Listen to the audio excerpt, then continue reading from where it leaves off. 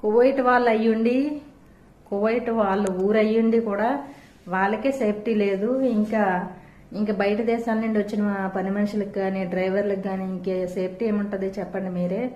దాని గురించి చాలామంది ఇక్కడ ఉన్న వాళ్ళు, చూసిన వాళ్ళు ప్రతి ఒక్కరూ కూడా ఇదైతే 3 రోజులు అయిందండి జరిగి. 3 రోజులు బట్టి కూడా ఆ కారు అక్కడే ఉండడంతో వేరే ఆయన చూసి గమనించి చూడడం వల్ల 3 రోజులు బట్టి కూడా ఆ శవం అందులోనే ఉంది, కారులోనే. కువైట్ కుర్రోళ్ళు గొడవ ఆడుకొని అబ్బాయిని చంపేసి ఆ కారులోనే పడేసి ఆ కారు అక్కడే వదిలేసి వెళ్ళిపోయారు. దాని గురించి చాలా జాగ్రత్తగా ఉండాలని అయితే నేనైతే చెప్తున్నాను.